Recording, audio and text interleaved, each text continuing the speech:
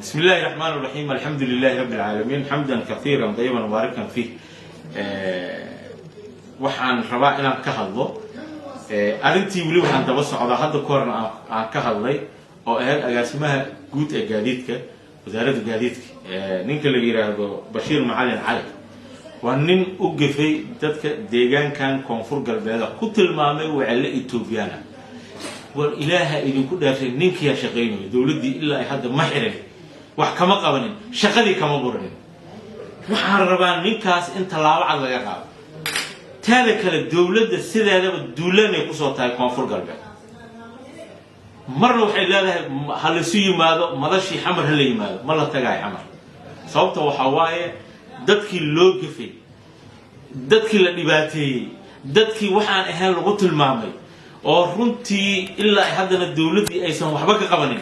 dawladda hadda runtii waxa waaye waxyaalaha xamar ka socda waa aragteen qofka baydhabo xamar ka soo baxayo baydhabo soo aaday runtii waxa waaye waxa laga qaadaa maxal lahaay meel walba isbaarata qofkii shahaadada dugsiga soo qaadanay waxa loo company-gaas ka qofkii maxal lahaay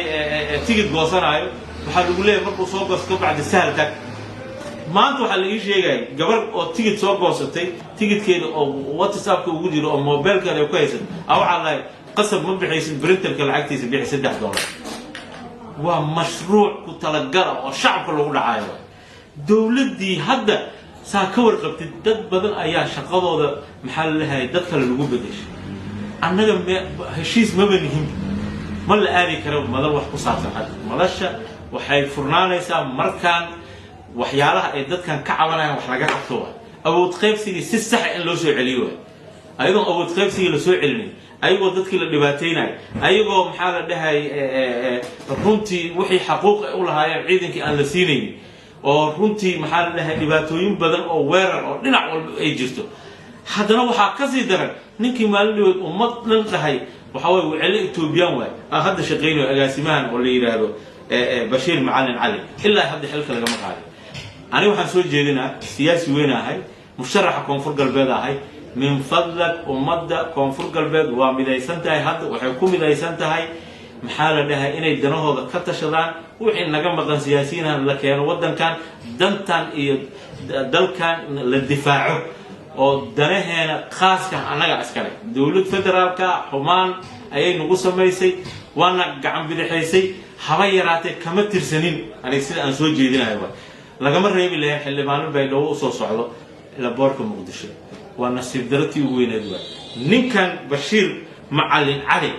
أو ضد كان أفلقادين أيضا طلابة لا يطلع حتى شر ما لش من العالم هدي اللي قاد الله سماه وحوا أرنتها صحيح نقول إيسا وأرنت فنتي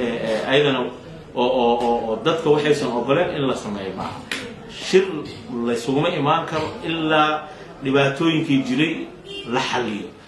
أو تخيفسي أنا عن لهن لحليه waxyaalaha naga maqan xuquuqdeena la xaliyo ciidamada imkaaniyaadka waxa ka maqan fiil goboladaas kale waxa waaye waxa hub la sii waayabaysa oo ciidamada goboladan waa la gacan bixiyay waa nasiib dartii weynada dadkii xildhibaanadii oo rabo inay tacsiir nin xildhibaana oo la dhahay maxaa la dhahay ciiro laay maalin tacsiir wiil asaga dhalay oo dhinta u soo socda ayaa laga reebay sareeda laga reebay had waxaan ugu maqaalaha dad kale in maxaa la dhahay maanta la celiyay ونصيب درتي وويلدوا مركان دد كان هشيس منين شركودن لغما قيب gal karo waa fikirkay way waxaan soo iimaanayna marka cabashooyinkaas dhibaatooyinkaas dhan ay dawladdaas xaliso number 2 inay xilka ka qaado ay ninkan oo la xiro hadalkii waxaan ku soo gabagabeynaa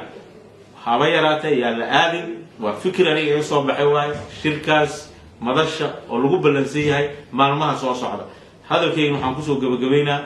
waddankan runtii dada u soo dhintay dada keenay 62 xildhibaan dada awood qaybsiga keenay awood qaybsiga hora loo lumiyay oo aqalka sare ahaa waxaan rabnaa waxaas inaan soo celin ilaa waxaas laga soo celinayn wax heshiis oo dawladda dhexe haba yaraatee yaa la galay. Assalaamu calaykum wa rahmatullahi wa barakatuh.